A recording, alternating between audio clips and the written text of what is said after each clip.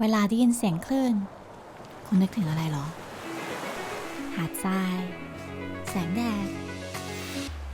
หรือชุดบิกินี่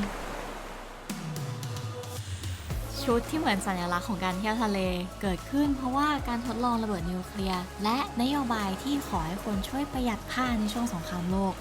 เป็นแฟชั่นที่ตอนออกมาโดนคนครึ่งโลกประณามส่วนในครึ่งโลกบอกว่านี่คือสิ่งที่ดีที่สุดที่เกิดขึ้นในศตวรรษนี้เรื่องของเราเริ่มต้นที่ชายหาดแห่งหนึ่งกาลครั้งหนึ่งไม่นานมานี้มีเกาะชื่อบิกินี่และกำลังจะมีอะไรบางอย่างเกิดขึ้นกับเกาะนี้มอร์นิ่งค่ะทุกคนตอนนี้เราอยู่ภูเก็ตวันนี้ เราจะไปเจอเพื่อนนะคะแล้วก็เดี๋ยวจะลองเซิร์ฟกันเราไม่เคยเซิร์ฟมาก่อนและนี่คือบรรยากาศของการฝึกเซิร์ฟครั้งแรกของเราอากาศดีมากสวยงามเพอร์เฟกที่สุดเราทั้งสองคนจะใส่บิกินี่แล้วมันจะสุดปังมากๆนะทุกคนไปอะผมมาก็คือบังสักว่า เช้านี้เราไปเจอเพื่อนนักเซิร์ฟที่หาดกะตะ สาวสวยวันนี้ของเราปกติมาชงกาแฟกินเองทุกเช้าเลยเหรอใช่แต่ว่าเมื่อเช้าแบบโมชงที่ห้องไม่ทันไงก็เลยหอบเก็บทุกอย่างใส่กระเป๋าไว้ด้วยช่วงที่ผ่านมามีเพื่อนเราหลายคนย้ายมาอยู่ตามเกาะต่างๆแล้วก็เจอว่าชอบไลฟ์สไตล์แบบนี้นี่คือเปียโนค่ะเปียโนเป็นเซิร์ฟเวอร์อยู่ที่นี่มือใหม่อยู่เลยเล่นมานานเท่าไหร่แล้วตอนนี้ก็ประมาณแบบ3 เดือนกว่าเพิ่งเริ่มเล่นแต่ว่าเป็นคนที่แบบตั้งใจเล่นมากเพราะว่าแบบเหมือนมีโกแล้วรู้สึกว่าเซิร์ฟมันทำให้แบบชีวิตเปลี่ยนอารมณ์ดีใช่ไหมรู้สึกว่าพอเซิร์ฟเราจิตใจมันสงบอะเราแบบอยู่กับตัวเองเยอะอะไรเงี้ยจากก่อนหน้านี้ที่แบบมันแย่ๆช่วงโควิดด้วยอยู่กรุงเทพด้วยอะไรเงี้ยพอแบบมาเซิร์ฟแล้วแบบมันรู้สึกว่าความคิดอะไรพวกนี้มันดีขึ้นเยอะเลยดีที่เปียโนพูดมาฟังดูดีมากแต่เหมือนอากาศวันนี้จะไม่ค่อยน่าลงไปเล่นเท่าไหร่โดยเฉพาะกับคนที่ไม่เคยมาก่อนอย่างเราเพราะฝนตกลงมาด้วยเราก็เลยปล่อยเปียโนไปคนเดียวแล้วนั่งเล่นน้ำริมหาดแทนตอนคุณใส่ชุดว่ายน้ำน่าจะสังเกตเลยว่าผ้ามันกระชับตัวแล้วแห้งไวผ้าเนี่ยเป็นใยสังเคราะห์ในกลุ่มโพลีรีเทนคือคล้ายขวดน้ำพลาสติกมากกว่าผ้าจากธรรมชาติแบบผ้าฝ้ายผ้าไหมความสังเคราะห์ทำให้ผ้ามันแข็งแรงทนแดดทนฝนกันน้ำเราไม่ได้จะมาขายของถึงเดี๋ยวต่อไปเราจะขายของแต่เราจะบอกว่าผ้าเนี้ยคุณสมบัติมันดีมากจนมันถูกใช้ทางการทหารได้และความกึ่งกลางระหว่างแฟชั่นและการทหารนี่แหละที่ทำให้เกิดบิกินี่ขึ้นอากาศมันแย่มากจนตอนนี้เราจะไปกินกาแฟกันแทนคือตอนนี้ดูดิแค่เห็นฉากหลังอะไรก็รู้แล้วว่าฝนมันตกหนักมากก่อนที่จะเล่าเรื่องบิกินี่ต่อขอเรากลับบ้านไปอาบน้ำแต่งตัวแป๊บนึงเดี๋ยวจะป่วยนะคะนี่ก็คือกลับบ้านมาล้างหน้าสระผมนิดนึงก่อนที่จะไปต่อนะคะเวลาไปเล่นทะเลหรือใช้ชีวิตมาหน้ามันก็จะมีความแบบโทรมและแห้งและต่างๆใช่ไหมนี่คือ Foreo UFO นะคะเครื่องนี้เนี่ยเขาทำให้การมาสก์หน้าประหยัดเวลาลงจาก20 นาทีเหลือแค่ประมาณ90 วิธีการใช้เครื่องนี้ก็คือไม่ยากนะเราจะเอาแผ่นมาสก์ของเขาวางลงไปบนเครื่องมาสก์เนี่ยมีหลายสูตรให้เลือกมากจะเป็นนวัตกรรมของเกาหลีนะคะส่วนผสมหลักๆก็มีหลายอย่างแต่อย่างตัวที่ป่านหยิบเนี่ยก็มีโจโจบาออยล์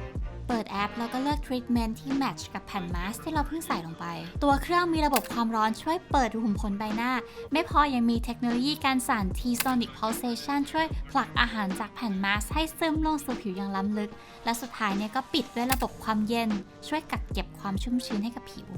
ส่วนไฟ LED ที่เห็นตอนนี้เนี่ยช่วยแก้ปัญหาของผิวหน้าที่แตกต่างกันเป็นเทคโนโลยีแบบเดียวกับที่เห็นในสปาใช้เลยก็คือเนี่ยแหละที่ไปลองน้ำทะเลกับฝนมาเมื่อเช้าก็คือเหมือนไม่เคยเกิดอะไรขึ้นเลยหน้ากลับมาดีเหมือนเดิมเดี๋ยวเราแต่งตัวแล้วไป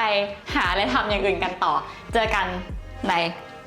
ในชุดที่ไม่ใช่ชุดคลุมอาบน้ำ ช่วยน้ำจิ๋วๆ two piece ที่เรียกว่าบิกินี่เนี่ยพวกเราทุกคนน่าจะชินกันอยู่แล้วเนอะเพราะว่าเราเกิดมาก็คือเห็นผู้หญิงใส่บิกินี่เดินไปเดินมาอยู่แล้วแต่ว่านี่เป็นแฟชั่นที่ค่อนข้างจะเกิดขึ้นมาไม่นานวันนี้ย้อนกลับไปตอนช่วงสงครามโลกครั้งที่2ด้วยความที่มันอยู่ในช่วงสงครามอะทรัพยากรต่างๆมันต้องปันส่วนแล้วก็มีนโยบายว่าอยากจะให้เสื้อผ้าหรือของใช้ต่างๆลดการใช้วัสดุลงเพื่อประหยัดเอาของไปใช้ในสงครามดีกว่าก็เลยมีดีไซเนอร์ชาวฝรั่งเศสคนหนึ่งเขาคิดขึ้นมาได้ว่าจุดประสงค์ของชุดว่ายน้ำมันคือปิดนมแล้วก็ปิดข้างล่างใช่ไหมช่วงพุงเนี่ยจริงๆไม่ต้องปิดก็ได้หรือเปล่าประหยัดผ้าไปตั้งเยอะเขาก็เลยตัดชุบเอาผ้าตรงกลางตัวของชุดออกไปเลยชุดว่ายน้ำจาก one piece ก็เลยกลายเป็น two piece แทนทีนี้ชุดว่ายน้ำอันใหม่เนี่ยมันไม่มีชื่อเขาก็ต้องหาชื่อมาตั้งมันใช่ไหม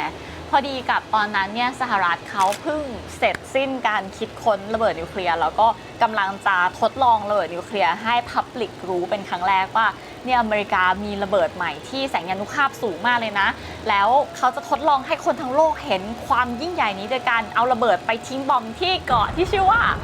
บิกินี่เกาะนี้เป็นเกาะเล็กๆนะคะอยู่ในทะเลแล้วก็ไม่ได้มีใครอาศัยอยู่สหรัฐก็โฆษณาเรื่องการที่จะทิ้งระเบิดเกาะบิกินี่เนี่ย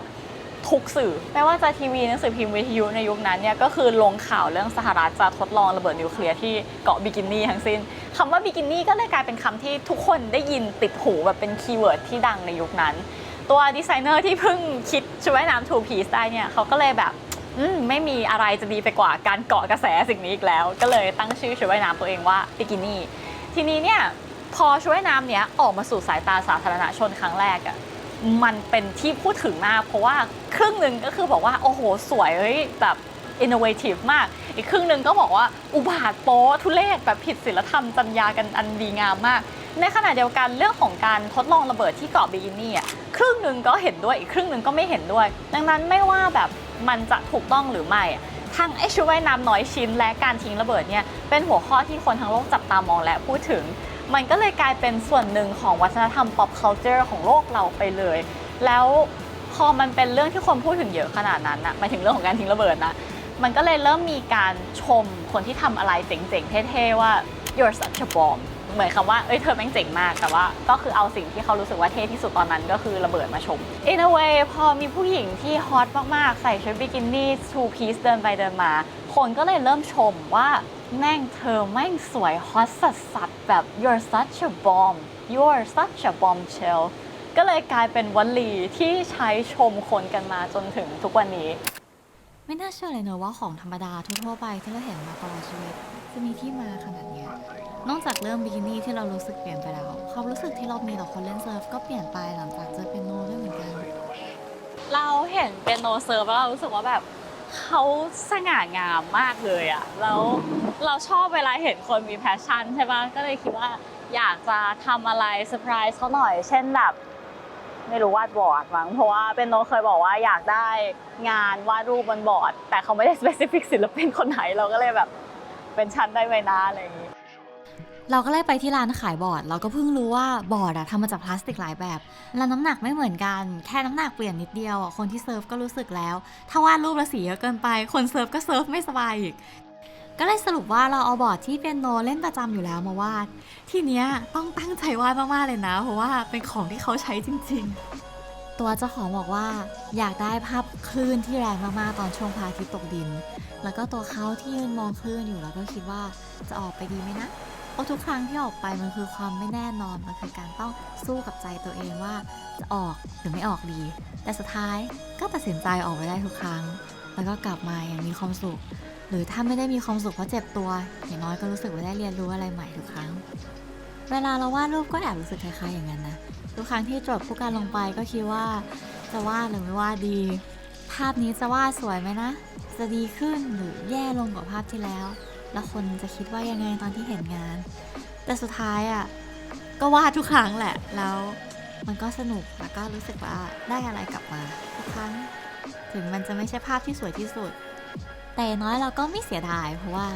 เราก็ได้วาดในสิ่งที่อยากวาดไปแล้วสำหรับคลิปนี้เราก็ไปก่อนแล้วค่ะไว้เจอกันใหม่คลิปหน้าเนาะบาย